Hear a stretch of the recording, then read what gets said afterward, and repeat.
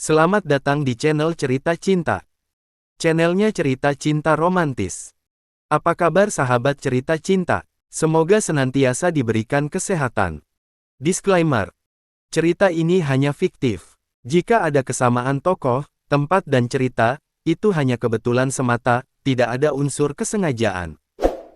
Sebelum lanjut mohon dukungannya dengan like dan subscribe dulu. Dikhianati istri, diganti model cantik bagian ke-35. Van, ayo makan dulu, supaya kamu cepat sembuh. Wati dengan telaten merawat wanita itu, karena selain Fanny adalah sahabatnya, ia juga masih merasa bersalah sudah mengajak Fanny bekerja dulu. Saya belum lapar Ti, terima kasih sudah banyak membantu. Fanny berbicara sambil batuk-batuk. Sudah 2 minggu wanita itu terbaring sakit. Udah, jangan mikirin itu. Sekarang kamu mau makan apa? Nanti saya belikan. Wati mengusap punggung sang teman supaya batuknya mereda. Jika berkenan mohon dukungannya Fanny dengan berusaha like, duduk. share dan Saya subscribe. tidak mau makan apa-apa. Terima kasih. Saya cuma mau melihat Suci bahagia. Wati membuang napas kasar. Kamu tuh mending mikirin kesehatan kamu dulu. Ngapain mikirin Suci yang semakin hari semakin tidak ingat sama kamu? Jangan menyiksa diri kamu sendiri.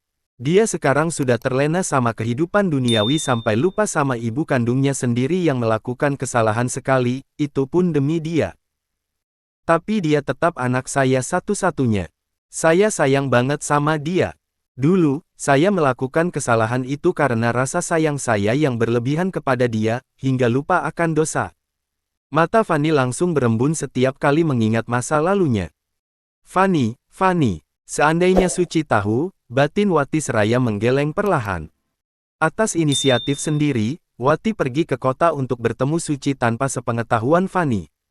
Wanita berbadan agak gempal itu berdiri di depan rumah Bu Mila, menunggu anak sahabatnya muncul. Wati berjinjit melihat ke dalam rumah tersebut di balik pintu gerbang. Suara klakson mobil tiba-tiba berbunyi dari belakang membuat wanita itu terkejut dan langsung menoleh. Bella terlihat duduk bersender di jok belakang mobil, sembari memijit-memijit keningnya sendiri. Wati pun langsung menggendor kaca mobil tersebut. Suci, ini Bi Wati. Kamu masih ingat sama Bibi, kan? Bibi mau bicara sebentar sama kamu. Wanita itu terus menggedor kaca mobil. Bella melirik ke arah Wati dengan mata yang memicing. Kemudian, ia pun keluar dari mobil dan menyuruh sopir masuk lebih dulu. Iya, ada apa Bi? Tanyanya pelan. Gadis itu tampak kelelahan. Fanny sedang sakit. Dia memang tidak bilang ingin bertemu sama kamu, karena kamu yang meminta dia supaya jangan muncul lagi di hadapanmu. Tapi, di raut wajahnya terlihat banget kalau dia sangat merindukanmu. Bibi mohon, sekali saja tengok Jika dia. berkenan mohon Wati dukungannya menggenggam dengan erat like, tangan share Bella. dan subscribe. Gadis itu menarik Terima napas kasih. panjang, lalu mengeluarkannya perlahan. Bi, Bella mohon jangan sebut nama dia di sini, karena Bella sedang berusaha keras melupakan rasa sakit Bella akibat perbuatan dia. Kalau terus mengingat ulahnya di masa lalu, Bella tidak bisa melupakan rasa sakit ini dan akhirnya rasa benci yang mendominasi. Jadi, tolong, Bella cuma butuh waktu untuk menerima kenyataan Bi. Iya, Bibi mengerti. Wati menatap wajah Bella yang kian mirip dengan ibu kandungnya. Kalau boleh memberikan sedikit nasihat, menurut Bibi melupakan rasa sakit hati atas ulah seseorang itu, bukan dengan cara memutus silaturahmi. Tapi, dengan cara ikhlas menerima kalau itu adalah takdir dari Allah untuk kamu jalani. Dan memaafkan adalah perbuatan mulia yang tidak membuat derajat kita menjadi turun, malah dengan memaafkan, derajat kita akan naik. Apalagi yang dimaafkan itu ibu kandung sendiri. Kamu harus tahu, ibumu melakukan semua itu demi kamu. Hentikan, potong Bella dengan wajah yang merah padam. Jangan bahas tentang dia. Lebih baik Bibi pulang dan bilang kepada wanita itu, kalau aku tidak peduli lagi sama dia. Seandainya dia mati pun, aku tidak peduli. Bella yang dari tadi bersikap santai mendadak geram, saat Wati ingin mencoba menjelaskan tentang alasan Fanny meninggalkannya. Gadis itu merasa tertekan, setiap kali mengingat ketika sang ibu pergi waktu ia masih kecil.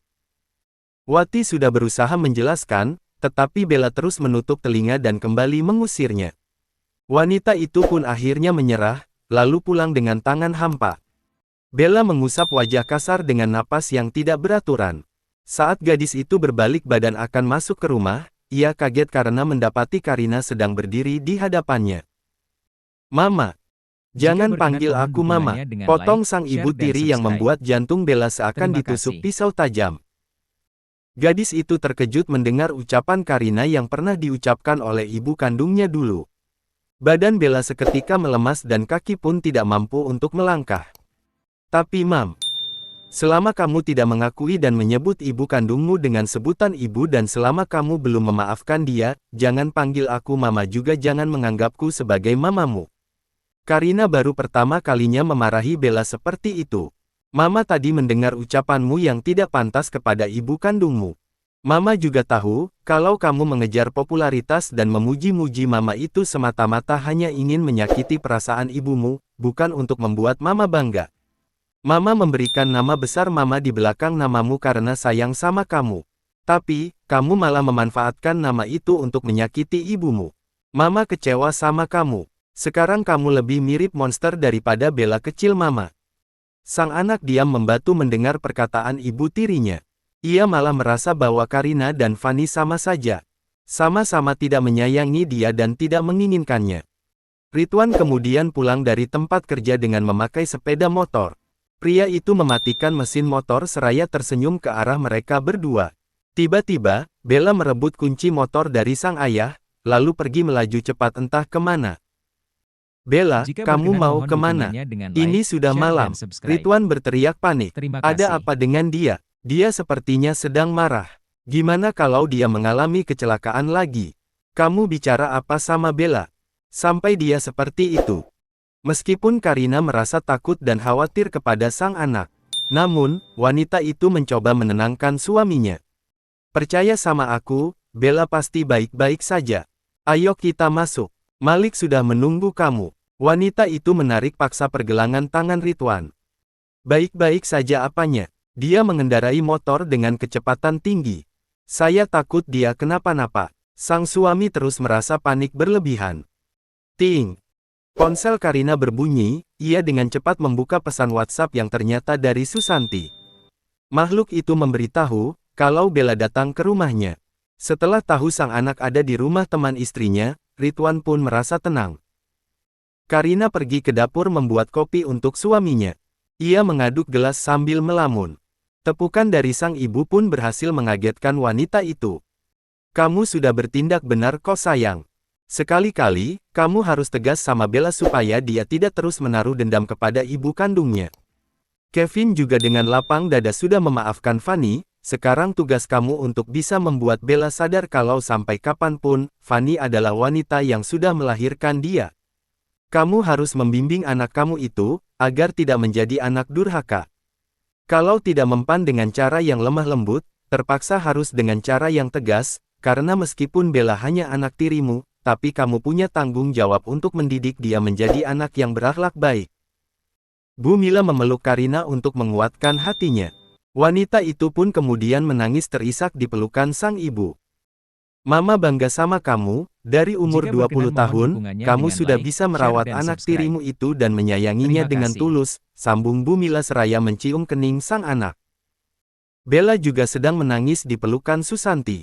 "Udah say, you jangan nangis lagi gara-gara diputusin sama si Gary. Eike yakin, kalau jodoh enggak akan kemana." Gadis itu spontan melepaskan pelukannya dari Susanti, lalu mengusap air mata. "Apaan sih, Tan? Siapa juga yang diputusin? Lagian si Gary itu siapa? Bella enggak kenal." Setahu Eike, Gary itu nama siput si SpongeBob.